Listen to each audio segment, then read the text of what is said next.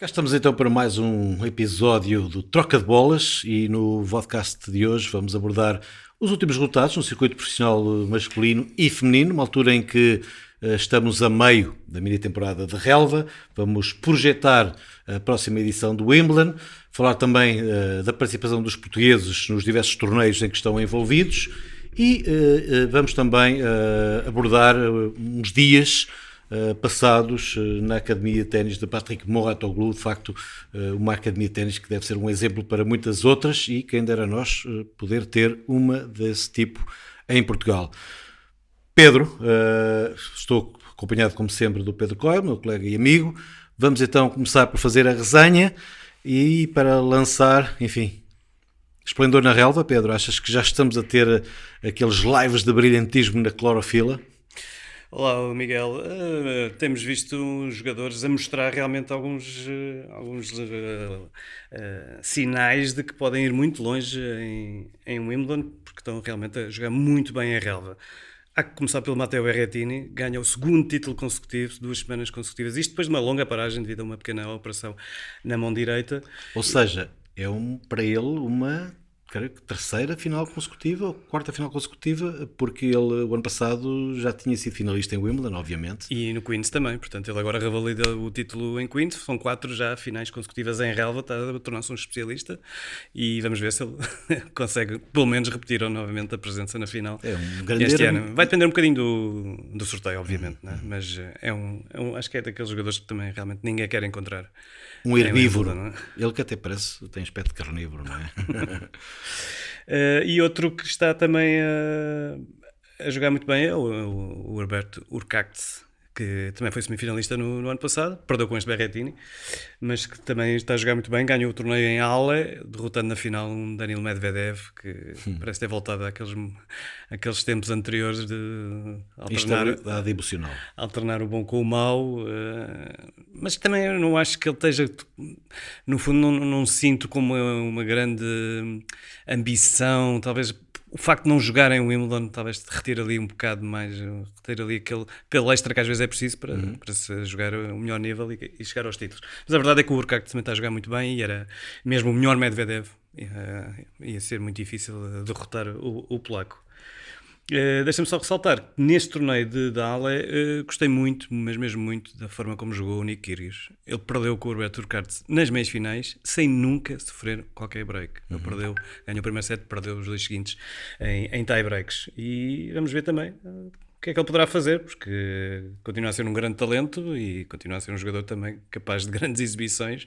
Vamos ver onde é que está a cabeça dele também, não é? Aí acho que rivaliza um bocado com o Medvedev, não é? Em termos de instabilidade. Ou seja, temos visto nestas primeiras semanas na relva europeia os verdadeiros especialistas a mostrar as suas credenciais. Matteo Berrettini, já falámos aqui dessas 4 finais consecutivas, incrível, muito poucos jogadores na história da modalidade conseguiram 4 finais consecutivas em torneios entre 2 temporadas.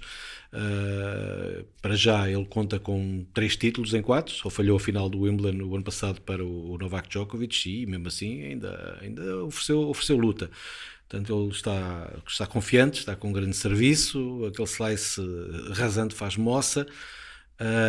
E neste contexto de finais, o único que não se pode considerar um verdadeiro especialista da relva foi o adversário do Matteo Berrettini, que normalmente até é um jogador que gosta mais de usar o seu talento em terra batida, mas que tem habilidade natural para também competir muito bem em relva e comprovou isso mesmo ao chegar à final. Sim, o Filipe Krajinovic. É verdade também que aquele torneio de Queens acabou por ser um bocadinho, em termos de nomes, acabou de decepcionar um pouco. Todos eles bons jogadores, obviamente, mas faltou ali um pouco mais de nomes. Isto também comparativamente com anos anteriores, que o Queens era um torneio fortíssimo, era mesmo quase para a grande maioria dos candidatos ao título em Wimbledon, pelo menos pela esmagadora maioria, era o único torneio de preparação, e quem jogasse bem em Wimbledon geralmente era sinal de que ia longe depois também no Queens e também longe em Wimbledon. E o exemplo mais famoso disso sucedeu em 1985, quando quase do nada apareceu-me Boris Becker a bater o Jan Krick na final, o Jan Krick a dizer, este miúdo assim pode perfeitamente ganhar o Wimbledon, e ganhou, batendo outro sul-africano, o Kevin Curran. E já agora, para falar nesses tempos, tenho aqui uma bola branca que roubei da gala da Academia do Patrick Mouratoglou, estava a enfeitar as mesas. A última vez que um torneio maior utilizou bolas brancas foi precisamente nessa edição do Wimbledon de 1985, ganha pelo Boris Becker. E nessa altura já todos os torneios tinham adotado bolas com aquele amarelo óptico, mas o Wimbledon de facto resistiu até onde pôde, e aqui fica simbolizado esse tempo. E para quem não sabe, esse amarelo que foi quase uma exigência das televisões. Exatamente. Porque era mais visível, era mais telegénica a bola amarela. Óptico, daí o Exatamente. termo amarelo óptico.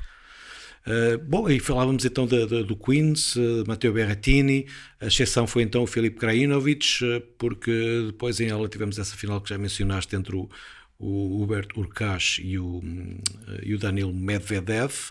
É verdade que o Nick Kyrgios também é preciso contar com ele para o Wimbledon, não há dúvida alguma, a não ser que ele carrega naquele botão da autodestruição, um botão que ele encontra várias vezes, mete harakiri, enfim.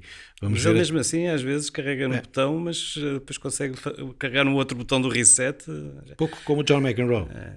Acho que está também a lidar bem com essa inconstância. Aliás, emocional. E obviamente já todos sabemos que o Nick Kyrgios tem uma personalidade muito peculiar, e foi interessante constatar que a nova agência da Naomi Osaka, que não vai jogar o Wimbledon, ela diz que tem um problema qualquer físico, mas também diz que não havendo pontos, não tem especial motivação. Tem uma nova agência, um pouco à semelhança do Roger Federer, que também tem a sua própria agência de representação de atletas, e contrataram o Nick Kyrgios. E foi muito interessante vê-la dizer que o ténis precisa de personalidades como o Nick Kyrgios. Eu acho que sim, eu posso criticar o Nick Kyrgios aqui e ali, acho que há alguns exageros, acho que também muitas vezes é por culpa dele, mas o que eu sei é que onde quer que ele jogue, os estádios estão cheios, e o cachê dele é muito elevado. Quando um torneio ATP 250 ou ATP 500 quiser contratá-lo, vai ter que pagar muito bem para ter o Nick Kyrgios, ou seja, ele é box office, e agora vamos ver como é que esta nova empresa, a companhia da Naomi Osaka vai promover a imagem dele. Eu acho interessante. Eu conheci o antigo, o empresário dele que o acompanhou durante muitos anos, o John Morris, que até esteve com ele 2 vezes em Portugal, quando ele competiu no Millennium Tour Open, no ano em que foi finalista em 2015 e depois semifinalista em 2016. Vamos ver qual será, enfim, o aproveitamento que esta nova empresa fará dos talentos dele, da imagem dele e da personalidade dele. E acho que pode ser uma ajuda também em termos de gestão, por exemplo, da programação, do calendário, de maneira a que ele também, quando vá competir, esteja também ali com a ambição um bocadinho alta e não esteja saturado, porque às vezes também sempre houve alturas em que vi um Kyrgios também no corte um pouco saturado da competição, aqueles torneios em que ele dizia não tenho vontade de competir, ou seja, às vezes não dizia, mas mostrava, valia mais do que muitas palavras, e eu acho que isso às vezes também tem ali uma certa falta de orientação em termos de programação, e acho que isso pode ser útil ter ali uma voz também a ajudar nessa parte, porque depois acaba por refletir-se também, jogando menos, se calhar joga melhor em cada vez que... É daqueles jogadores que precisa estar mentalmente fresco para poder competir no melhor plano. Embora ele, quando tem pela frente adversários de monta, jogadores de primeiro plano, ele aí consegue motivar-se especialmente. Portanto, sem dúvida. Qualquer corte central e com as bancadas cheias, aí ele de facto puxa pelo seu melhor. Ainda no que diz respeito à instabilidade emocional, obviamente o Daniil Medvedev é o atual número 1 do mundo, já tem um currículo notável, mas aqui e ali continua a mostrar aquele seu temperamento, que é um temperamento que eu já descrevi como sendo dostoievskiano. Aliás, já tive a oportunidade de lhe dizer, ele é daquelas figuras russas muito ricas no plano intelectual, no plano emocional, um pouco como era o Marat Safin, até mesmo o Nikolai Davydenko, que tinha uma personalidade particular, embora as pessoas não conhecessem bem, sempre com muito humor. E então, o Daniil Medvedev, na final, de facto estava a levar uma lição do Hubert Hurkacz e perdeu a cabeça e disse qualquer coisa ao seu treinador, o Gilles Servat, o francês, já está com ele há vários anos, e o Gilles Servat saiu do corte com as pessoas a aplaudir. Não foi a primeira vez que aconteceu, terá sido para aí a terceira ou quarta, e já aconteceu antes, até mesmo em torneios do Grand Slam, no Open da Austrália. As pessoas perguntam-me, mas será que vão continuar? Eu acho que sim. Nem me passou pela cabeça que houvesse ali uma ruptura entre eles, porque é cena deles. Entendem-se um ao outro. O que é que achas, Pedro?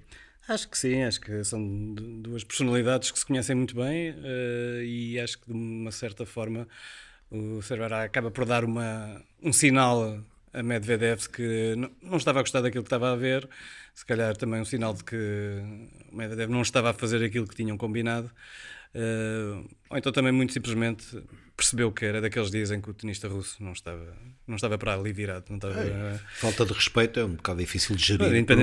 Isto não sabendo realmente quais são as palavras que foram ditas, mas também lembro de vermos muitas vezes o Andy Murray também dirigir palavras duras para a sua equipa técnica. Às vezes são desabafos, é preciso compreender esse desabafo, é preciso depois também falar sobre isso, obviamente, pós-encontro. Djokovic também, Novak Djokovic também muitas vezes também falava com o Mariano Vaida de forma bastante áspera, não sei se insultuosa, porque não domina a língua deles, mas o que é facto é que a ligação entre jogador e treinador passa muito por aí. Há que saber conhecer muito bem as personalidades, um de cada um, e trabalhar sobre isso. Não acho que tenha sido nada demais, mas vamos aguardar pelos próximos capítulos, obviamente. E o ténis tem essa particularidade, é que no futebol é o treinador quem manda. A não ser em alguns casos em que há estrelas que são protegidas. Isto não é nenhuma boca ao Cristiano Ronaldo na seleção nacional, mas o certo é que no ténis os jogadores é que são os patrões. Portanto, eles dispõem dos seus técnicos, mas obviamente um técnico tem que ter forte personalidade, senão perde rapidamente o respeito da entidade patronal.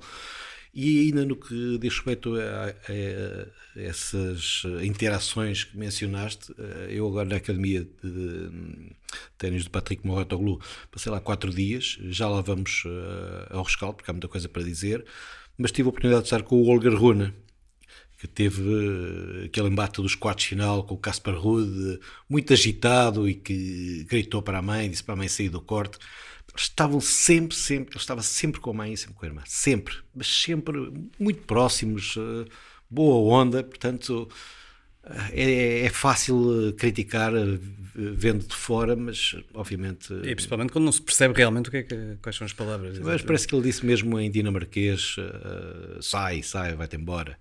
Eu ainda tentei contactar, porque eu estava a comentar esse encontro, tentei entrar em contato com amigos dinamarqueses para que eles me traduzissem ali na hora aquilo que eu estava a dizer, mas não conseguiram, viram as mensagens mais tarde, até porque foi um encontro tardio, em sessão noturna, e os meus amigos dinamarqueses deitam-se muito cedo. Bom, mas ainda estamos então a falar do desfecho dos torneios que se concluíram este último fim de semana. Já falámos aqui da vitória do Hubert Hurkacz.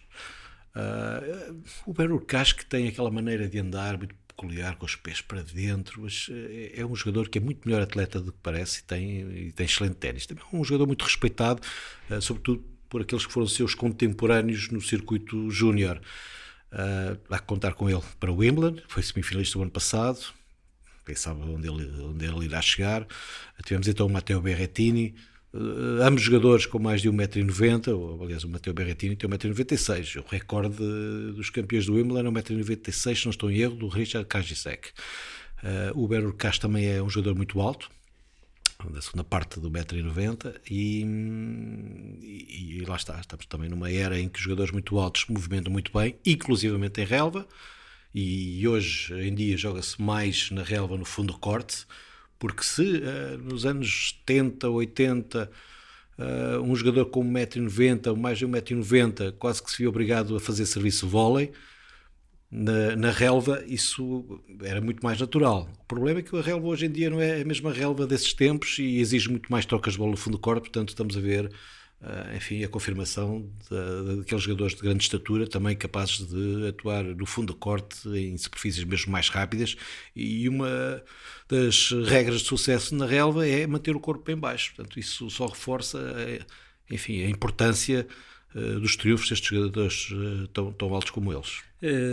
Deixa-me só referir que também temos o Berrettini, já te referiste, que também tem uma boa esquerda cortada, chamada esquerda cortada em slice, mas eu acho que hoje em dia eles também têm uma maior capacidade de bater forte bolas baixas, o que faz com que mesmo às vezes pareça que estejam em dificuldade, a bola vai para o outro lado novamente muito forte, e portanto bons jogadores possantes, jogadores que batem forte na bola, conseguem realmente cada vez mais criar essa pressão sobre os adversários, e não têm assim, acabam por não ter tantas lacunas, não é? Porque às vezes atacava-se mais com uma bola baixa sobre a esquerda, por exemplo, e retirava-se essa iniciativa ao adversário, mas hoje em dia eles ripostam da mesma forma, bolas fortes, qualquer jogador que bata forte hoje em dia e que tenha uma boa mobilidade, manter os joelhos bem baixos e obviamente sempre apoiado no forte serviço. O serviço continua a ser a chave, não diria a chave, mas pelo menos a primeira chave para se ter sucesso na relva. Eu ia dizer isso mesmo, que o sucesso na relva, a regra número 1 será tomar conta do próprio serviço. Portanto, assegurar é a palavra de ordem, e eles têm feito isso de maneira excelente, pelo menos têm-no demonstrado. Relativamente à parte feminina. A parte feminina, continuamos a ter boas indicações da Beatriz Haddad Maia, tenista brasileira. Ainda no outro dia falámos aqui, ela tinha acabado de entrar no top 50 quando ganha o primeiro torneio. Em relva. E logo na semana seguinte ganha o segundo torneio, novamente em relva, agora desta vez em Birmingham, foi Nottingham, depois Birmingham. Também, cá está uma herbívora, nascida no Brasil, e ela, pronto, há 3, 4 semanas tinha entrado no top 50, ela agora já está no top 30, até 29 esta semana. Vai ser também uma jogadora interessante para seguir em Wimbledon, ainda para mais, ao contrário dos homens, continuam-se a jogar sempre a melhor de 3 sets, portanto não há assim tantas diferenças entre jogar um torneio de preparação ou o Wimbledon, obviamente. Ela conseguiu com esse ranking igualar o ranking oficial daquela que era considerada a melhor jogadora brasileira de todos os tempos, a Maria Esther Bueno, campeã de títulos do Grand Slam, que nos tempos de amador até chegou a ser apontada como o número 1. Houve ali uns anos antes da era Open em que ela foi mesmo considerada número 1 pela Federação Internacional de Ténis, mas a partir do momento do estabelecimento do ranking, e já numa idade mais avançada da sua carreira, ela de facto teve como melhor ranking a posição que foi agora igualada pela Beatriz Haddad Maia, que presumo irá melhorar esse registro. Estes registros que são oficiais desde a criação do ranking WTA em 1975. E temos também a 11 Jabeur, que pelos vistos conseguiu ultrapassar aquela derrota precoce em Roland Garros e parece ter voltado à boa forma. Triunfou em Berlim. Uma jogadora também com muita mãozinha e acho que também com uma boa mobilidade no corte, também com bastantes argumentos para se impor na relva. E uma jogadora já com uma aura que lhe permitiu ter sido escolhida por Serena Williams para jogar pares esta semana, no regresso da norte-americana, não é? E não só, ela estava inscrita também para jogar singlares, a 11 Jabeur, mas retirou-se dos singlares, quer apenas dedicar-se aos pares, porque também diz que também não quer saturar-se antes do Wimbledon. Ela diz que aprendeu também um pouco com aquilo que foi as suas experiências recentes antes de Roland Garros, e assim se calhar vai mais fresca mentalmente para um grande torneio. Mas ela também é uma jogadora, uma pessoa que também com excelente sentido de humor, e diz que tem gozado bastante com as suas amigas, dizendo que doravante só joga pares com jogadoras com pelo menos 20 torneios de Grand Slam. Aliás, entre ela e a Serena Williams são 23 títulos singulares em torneios do Grand Slam. Obviamente que a 11 Jabeur ainda está à procura do primeiro. Mais notícias desta semana que passou, que vale a pena... Assim, um pouco fora dos cortes, tivemos a notícia que o Rafael Nadal vai ser pai. Achas que vai alterar alguma coisa na sua carreira? Eu penso que não. Acho que ele já está naquela idade madura. Não, também só faltava ele, os chamados Big Four. Ele era o último, também foi o último a casar-se. Foi interessante que ele teve em casa a recuperar daquele problema do pé. Pelos vistos, o tal tratamento inovador parece estar a dar resultado. Pelo menos ele diz que conseguiu treinar-se todos os dias, portanto, sem dores. Mas pelo meio jogou golfe, sabias? Jogou o campeonato das Baleares, terminou em 5º lugar. Ele gosta muito de golfe, sempre que pode vai jogar golfe. Foi realmente uma boa semana de recuperação, preparação, de folgas, e pelo meio ainda foi homenageado também pelo governo balear. E foi treinando lá, porque Maiorca também tem um torneio em relva. Teve cortes para poder praticar, embora os cortes sejam assim um bocadinho mais, uma cor um bocadinho mais escura. Como dizia o Stefanos Tsitsipas, que filmou um vídeo com o grande especialista espanhol em relva, Feliciano Lopes, que teve a sua chance em 2003, quando perdeu com o Roger Federer, que nesse dia até estava um bocado lesionado, e que depois também ganhou no Queen's Club em 2 ocasiões, o Feliciano Lopes. Então o Stefanos Tsitsipas estava lá, fez um vídeo com o Feliciano Lopes, falou ali um bocadinho em espanhol e depois chamou a atenção para a particularidade dos cortes em relva serem um bocadinho mais escuros. Pelo menos o contraste com a bola é melhor, já que estávamos a falar aqui da passagem das bolas brancas para o amarelo óptico. Será que é porque apanham mais sol? Será? Eventualmente. Falando também de questões fora do corte, a Caroline Wozniacki também anunciou que vai ser mãe pela 2ª vez. Portanto, boas notícias do mundo do ténis para os fãs que acompanham mais estas grandes estrelas. E podemos passar para esta semana? Bom, antes de passarmos então para o calendário desta semana e abordar um pouco a participação dos portugueses, gostaria de falar da minha visita à Academia de Ténis do Patrick Mouratoglou. Se calhar começar porque, primeiro, o que é essa academia? O que é essa academia? Não, o que é essa gala, não é? É uma gala anual. Numa academia que já tem muitos anos também de história, ainda antes de Patrick Mouratoglou tomar conta Tu e eu recordamos-nos do lançamento dessa academia na década de 80, que terá sido em 1987, primeiro com a associação a um nome histórico do ténis francês, o Pierre Barthès. Fica em Sophia Antipolis, que é uma pequena localidade nas imediações de Nice. Temperatura excelente, praias com pouca areia e muitas pedras. Mas há algumas praias e de facto temperatura amena. Entende-se perfeitamente que tanta gente vá para lá treinar, inclusivamente o Novak Djokovic, que muitas vezes vai de Monte Carlo para lá, o próprio Daniel Medvedev mora ali na zona.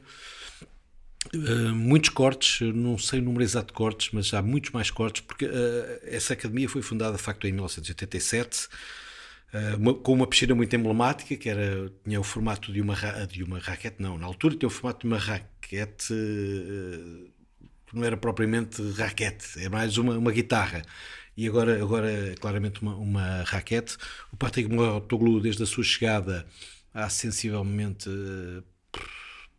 10 anos, menos de 10 anos, renovou aquilo tudo, adicionou cortes, infraestruturas, para além disso, para a academia em si, a infraestrutura da academia, depois há edifícios com apartamentos para os estudantes da academia, as jovens promessas, há um edifício para as famílias dos jogadores. Portanto, há jogadores a viver permanentemente aí, sim, jovens jogadores. E já lá vamos, porque eu gostaria de destacar alguns. E há também um edifício onde moram as famílias dos estudantes ou dos jogadores, inclusivamente a família de Stefanos Tsitsipas e da família da Ksenia Efremova, que foi a jogadora que mais me impressionou de todos os que vi lá, por 13 anos apenas, e o próprio Holger Rune e a família do Holger Rune. Portanto, temos esse bloco residencial para as famílias, o bloco residencial para aqueles que estão na academia.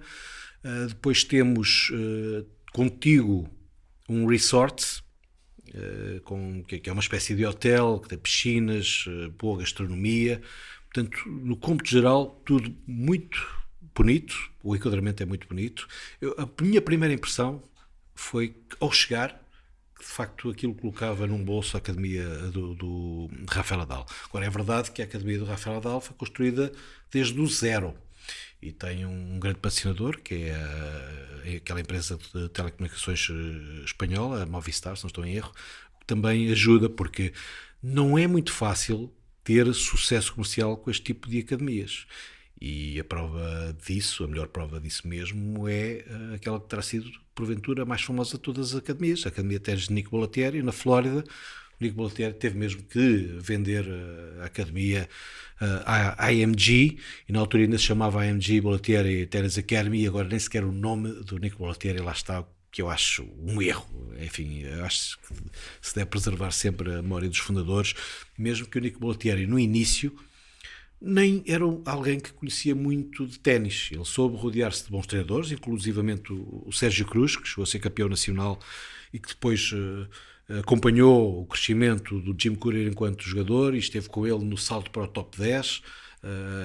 Também é quando do seu primeiro título ATP, do Jim Courier, em Basileia, e curiosamente depois o Sérgio Cruz viveu muitos anos em Basileia, e até muitas vezes me deu jeito porque fiquei em casa dele durante as grandes feiras de rojaria que gosto de visitar.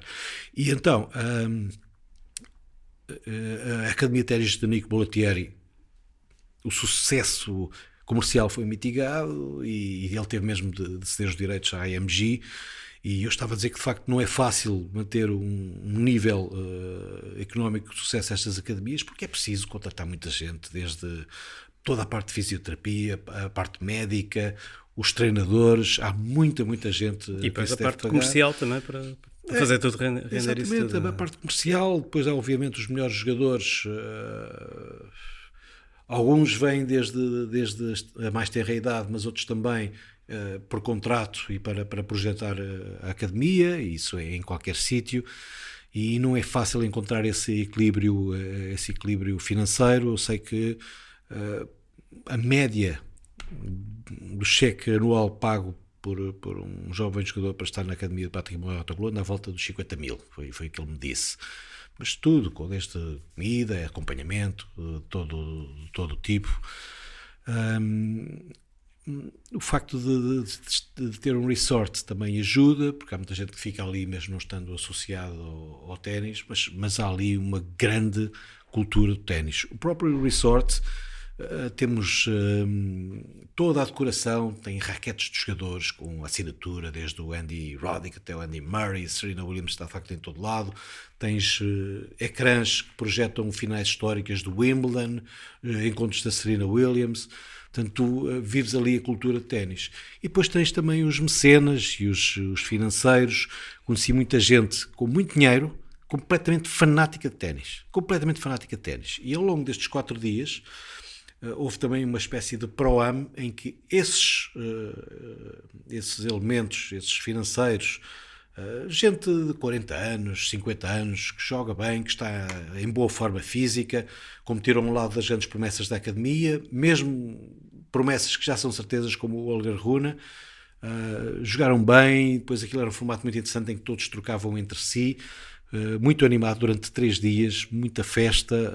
Vim muito bem impressionado com aquilo que vi por lá, e também tive a oportunidade de falar muito com o Patrick Mouratoglou e conhecê-lo um pouco melhor.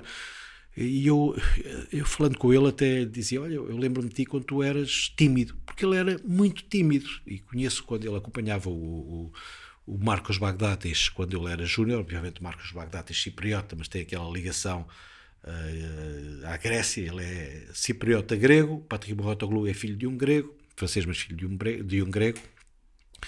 E então eu achava que ele era muito tímido.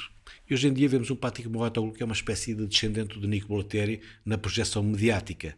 Mas a verdade é que o Patrick Mouratoglou não era apenas tímido, ele era patologicamente tímido.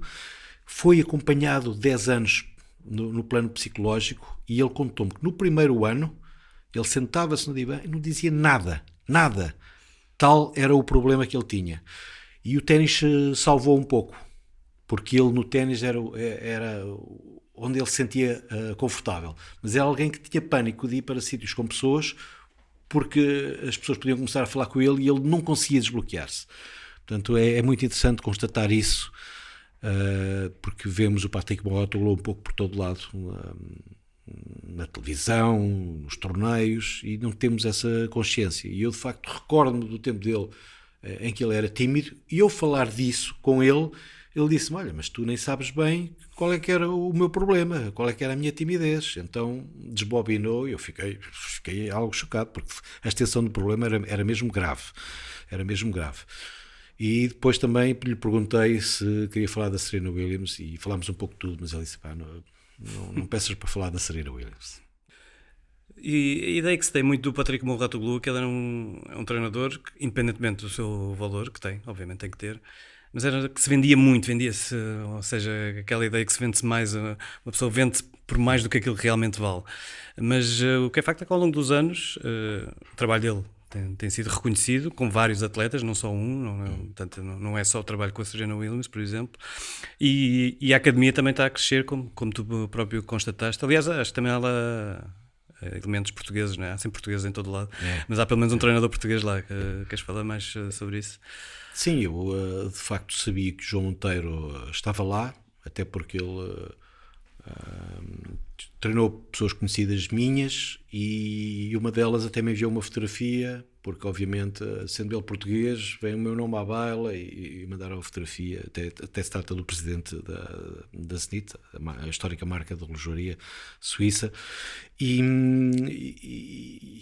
encontrei o João Monteiro lá, não estando à espera de o encontrar, porque ele disse-me que não ia estar lá nesta altura, mas o facto é que ia eu passar entre os cortes e de repente ouço o meu nome e ele estava a dar um treino e depois até estive com ele, porque ele depois esteve a acompanhar pessoas que estavam comigo, outros jornalistas, e tive a oportunidade de discutir várias coisas com ele, embora ele esteja à procura de outros projetos, porque ali ele é um entre muitos e de facto há muitos treinadores por lá. Depois acabei por não estar com ele nos últimos 2 dias, porque tivemos outras coisas para fazer e também houve a parte da gala e houve lá uma soirée em que ele não esteve presente, portanto acabei por não falar com ele nos últimos dias, mas já combinei com ele uma conversa e eventualmente até uma entrevista para podermos falar com ele aqui no âmbito do Tennis Take e da troca de bolas. Mas para além do João Monteiro, encontrei mais 2 portugueses que trabalhavam e trabalham com o Patrick Mouratoglou na área comercial e que são mesmo próximos dele na organização, porque depois da gala ficou ali um núcleo muito, muito restrito mesmo no final e eles estavam lá e até estivemos a beber uns copos e fartámos de rir. Ensinámos o Patrick a dizer umas palavras em português. Imagino. Exatamente. E foi muito interessante constatar essa presença portuguesa por lá. Mas aquilo que tu dizias de o Patrick Mouratoglou se vender muito bem vai um bocado contra aquilo que eu revelei anteriormente de ele ser muito tímido. Exato. Agora, o que o Patrick Mouratoglou fez foi rodear-se de grandes especialistas, inclusivamente na parte mediática. E ele tem um departamento mediático muito forte. Trabalha nas redes sociais, fotografia, que, enfim, ele próprio tem uma agente, que até é a mesma do David Goffin, e que tive a oportunidade de conhecer durante a gala, porque ficou na minha mesa, já agora. 12 pessoas na mesa, 2 delas foram Miss France, uma boa porcentagem, e muito charme, e muita beleza, e não só beleza, também mulheres inteligentes também são mulheres de negócios. E ele soube sempre rodear-se de uma excelente equipa. Ele de facto tem uma equipa a trabalhar com ele sensacional, que trata de tudo em áreas-chave, porque ele gosta mesmo de ténis. O homem gosta mesmo de ténis e gosta mesmo de falar com toda a gente e de estar com as pessoas e de acompanhar jogadores menos cotados, de estar com os treinadores, e foi isso que eu vi. E pelo que tu falas, esses jogadores, especialmente os mais jovens, vêm acompanhados das famílias e há que também dar apoio a essas famílias, portanto é preciso realmente sim. ali uma estrutura grande.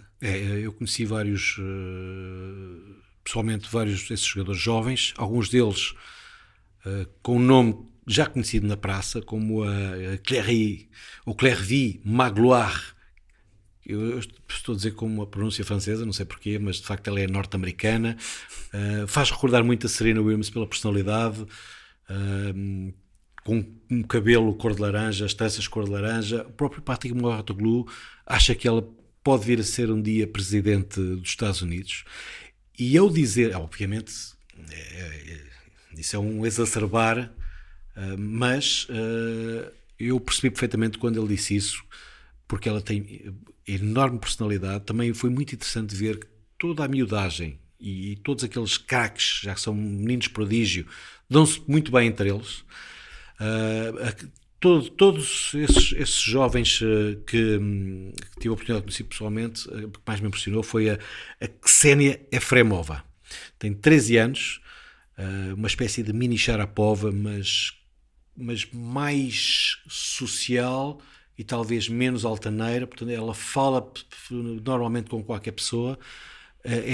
O foco dela é incrível. Aquela expressão drive que existe no inglês e que nós só conseguimos categorizar através de várias palavras, motivação, foco, sei lá, todas as palavras que são à volta desse termo drive, que é a chave do sucesso de um desportista de alta competição. Essa miúda tem. E bate forte na bola. Ela, quando joga, a ideia que ela me dá é que a bola para ela é do tamanho de uma bola de futebol. E ela está lá, e aos 13 anos, ela ainda é baixinha, mas vai ser alta, porque a mãe tem 1,80 m e uma bela estampa física. Portanto, ela tem tudo, até nesse plano, a favor dela, a Ksenia Efremova.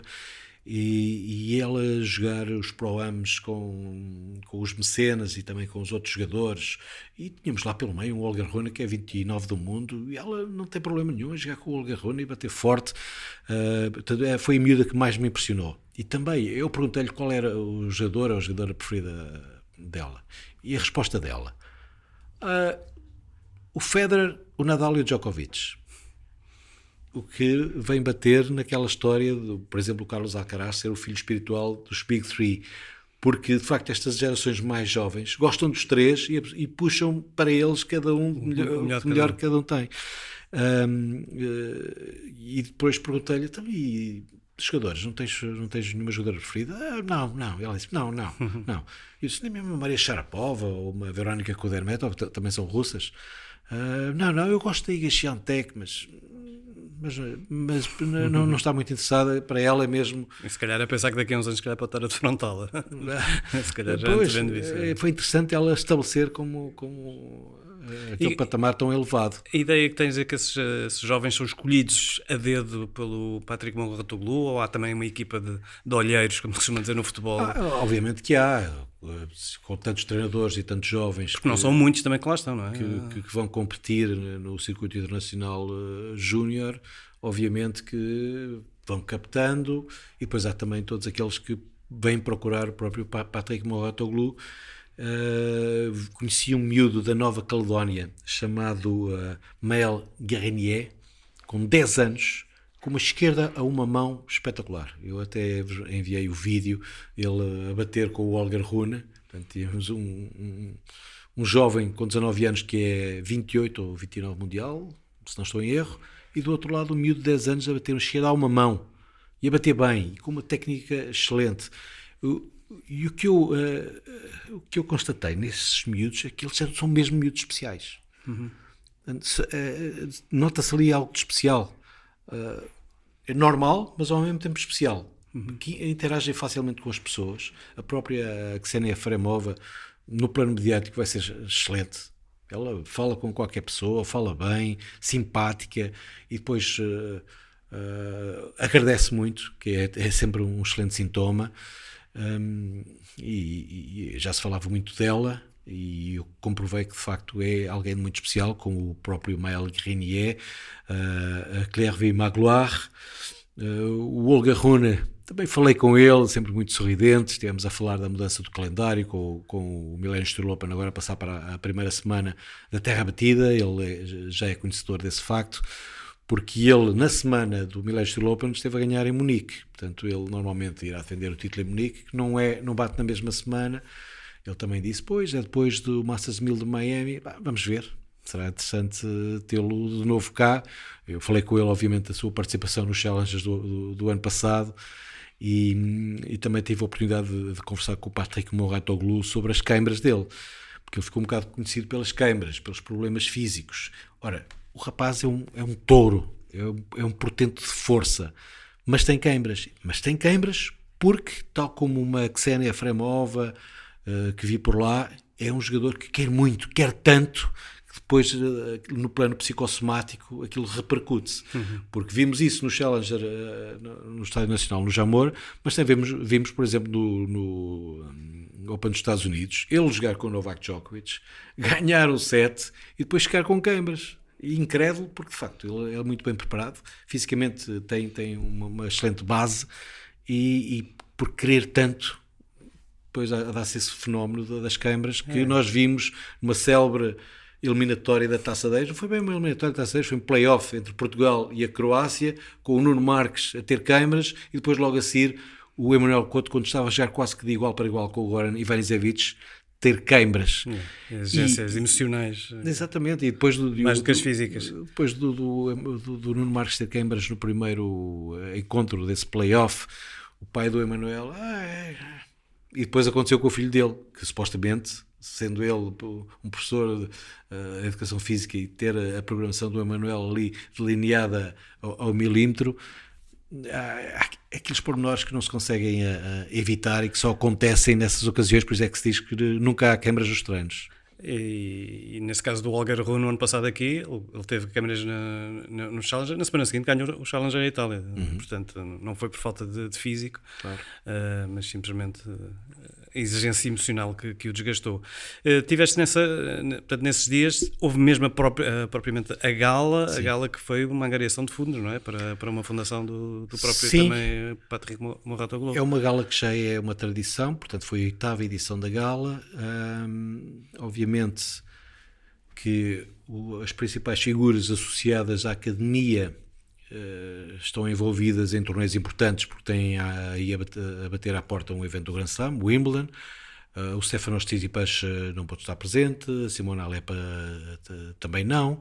A Coco Gauff, convém não esquecer, a Coco Gauff, ainda não tinha mencionado a Coco Gauff, também a família vive lá.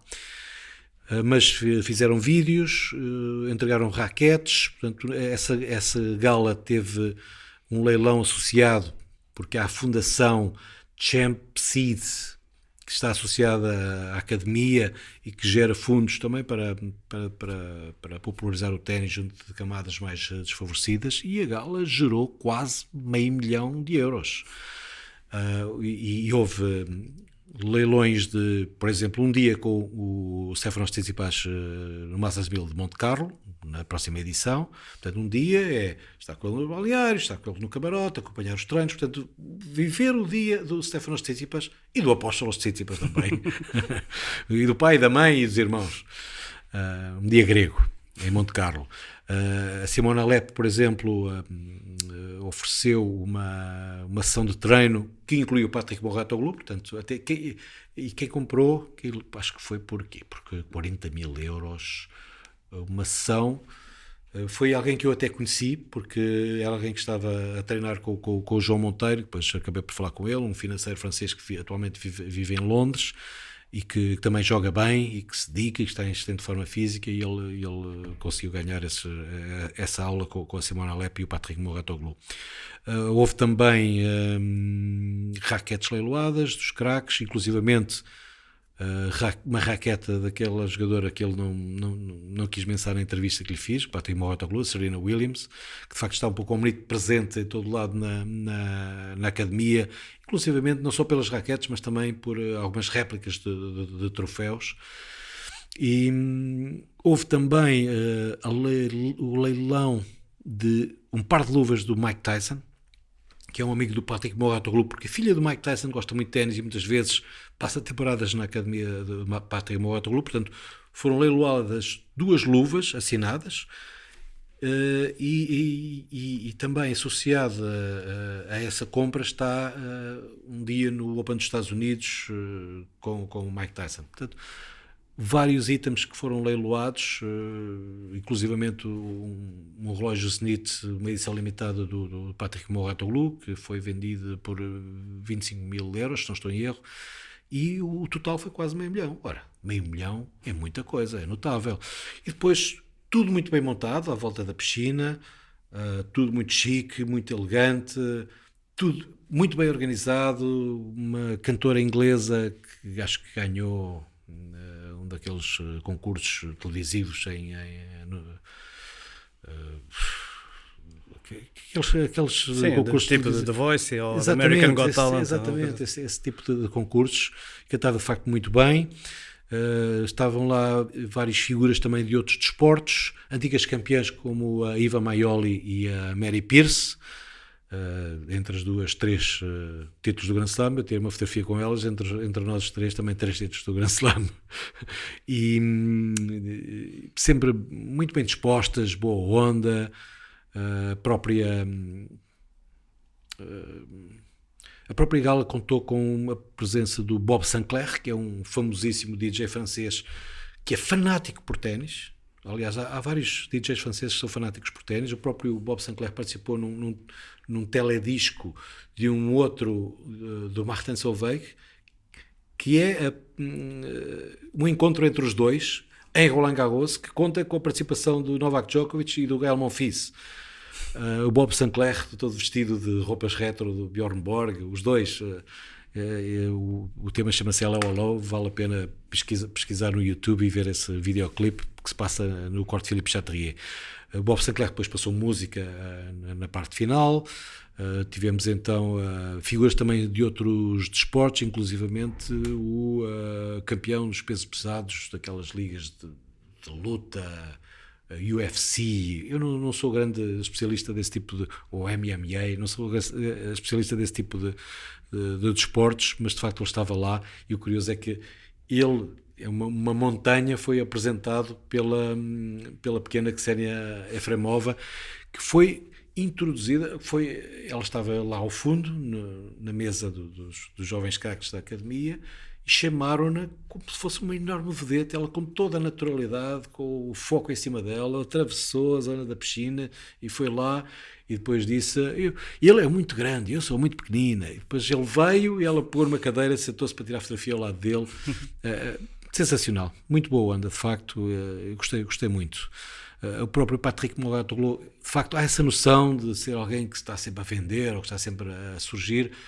A noção que eu tive é que, de facto, é alguém que gosta muito, muito, muito, muito de ténis. Gosta muito de ténis.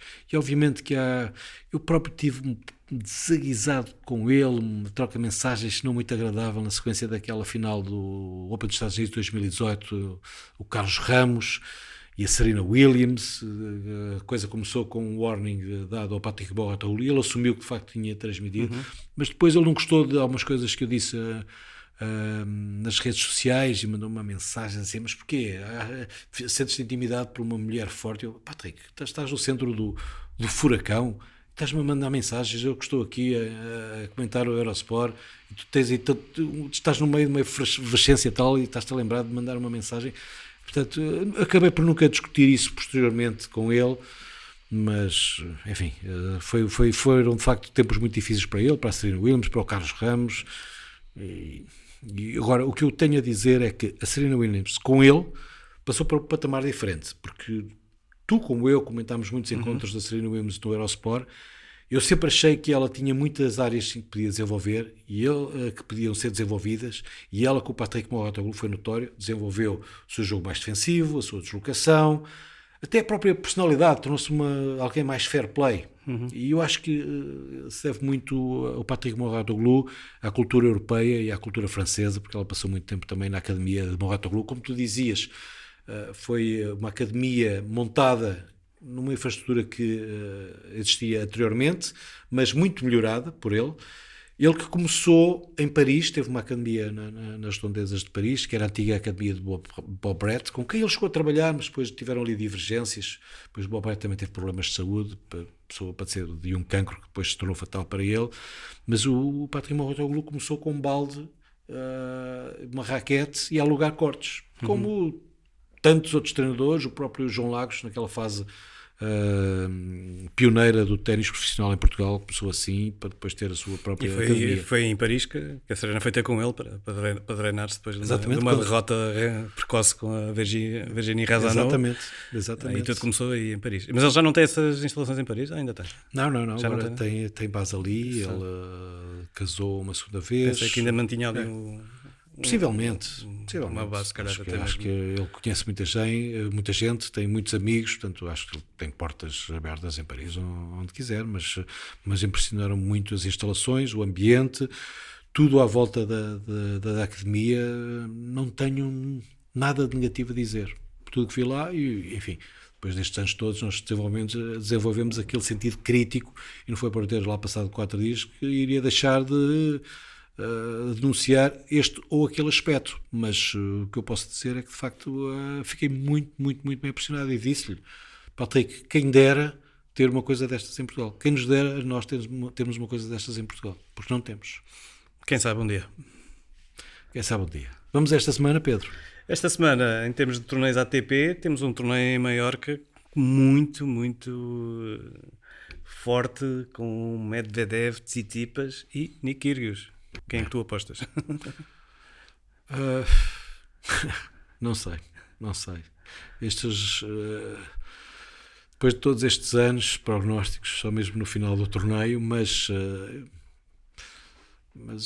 eu acho que os herbívoros vão mostrar as suas credenciais. Bom, o Feliciano Lopes já perdeu, mas também tendendo à sua veterania, 40 anos, já 40, e mesmo assim perdeu em 2 tie-breaks.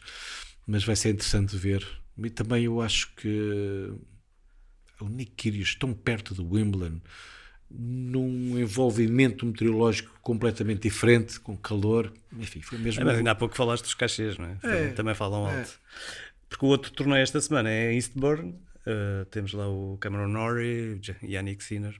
Não vou ver também Eastbourne a pagar cachês a Nick Kyrgios. Pois, portanto, Eastbourne, é muito provavelmente que o apelo espanhol tenha falado mais alto. Eastbourne é um santuário do ténis britânico e consequentemente mundial. Mas é uma zona que pode ser muito ventosa, talvez haja jogadores a evitar isso imediatamente antes da Wimbledon, porque é uma zona mais costeira e de facto pode ser muito, muito, muito ventosa. E ainda mais perto do All England Club, cerca de 3 km, no centro tenístico de Roehampton, está a decorrer o qualifying. Ontem foi dia do primeira jornada do qualifying masculino, 4 portugueses, 2 ficaram pelo caminho, Pedro Sousa e o Frederico Silva, mas temos Nuno Borges e Gastão Elias a seguir em frente. Se ganharem amanhã, vão discutir entre eles quem é que vai aceder ao quadro principal. Pelo menos seria bom. Tínhamos de certeza que tínhamos um português no quadro principal a juntar-se ao João Sousa, que vai estar no quadro principal, mas sem uma grande preparação. Esqueceste um nome, do Paulo Sousa, porque segundo a TSF houve um português a jogar o qualifying do Wimbledon e a perder na primeira ronda, chamado Paulo Sousa. Quem sabe, se não há um terceiro Sousa que a gente desconhece. Enfim. E por cá temos também a decorrer um torneio de Challenger ATP em terra batida, ali nos cortes do Estádio Nacional, também com vários tenistas portugueses, onde até tivemos ali uma grande vitória do Pedro Araújo, hoje jogava também o João Domingos, enfim, bons jogadores portugueses em ação também ainda a atuar em terra batida, porque realmente quem não vai a Wimbledon também não tem interesse em jogar em relva. Bom, tivemos alguns russos que sabem que não vão poder competir em Wimbledon e que aproveitaram para poder competir onde eles podiam competir, ou seja, no continente europeu, não na Grã-Bretanha. Como é que tu vês essa problemática? Vejo com alguma pena, obviamente. Gostava que todos competissem. É um desporto individual, o ténis, pelo menos em termos de circuito. ATP, circuito WTA, são torneios individuais, acho que cada um fala por si próprio e acho que ninguém está ali a representar países. E acho que, até houve caso acho que foi um tiro no pé por parte do governo britânico. Até porque acaba por ser um pouco hipócrita, tendo em conta todo o dinheiro que oligarcas russos já deixaram naquele país. E nota-se bem quando se passeia pelas ruas de Londres ou se vai ao Harrods, vê-se muito bem esse dinheiro russo um pouco por todo lado. E houve aquela jogadora que mudou de nacionalidade e vai competir em Wimbledon, porque de facto... Vamos ver se não é a única, porque acho que há muitas com o mesmo género. Ela já tinha um passaporte de georgiano. Sim. E já tínhamos visto outras jogadoras também mudar de nacionalidade, sem ser por estas razões. Portanto, há muitas relações familiares entre aqueles países todos ali da antiga União Soviética, portanto não seria para mim surpresa se víssemos mais jogadores ou jogadoras a mudar de nacionalidade. Sim, é complicado, porque qualquer que seja o ângulo, encontra-se algo de negativo, enfim, mas é triste. É triste o torneio não dar pontos, é triste não ver toda a gente a poder competir em igualdade de circunstâncias. Bom, já vamos com quase uma hora de podcast, falamos muito, mas de facto há muita coisa para falar, e hoje houve toda essa parte da Academia de Ténis de Patrick Mouratoglou, essa experiência que eu gostei de partilhar, mas temos mesmo de concluir, não é, Pedro? É verdade, para a semana a mais, ou daqui a 2 semanas talvez. Pois, vamos tentar fazer qualquer coisa a partir do Wimbledon, não vamos poder estar aqui em estúdio com todas as melhores condições técnicas, mas vamos improvisar uma coisa para continuar esta troca de bolas, que por hoje fica por aqui. Muito obrigado, em meu nome e em nome do Pedro Coelho. Fiquem bem. Até à próxima.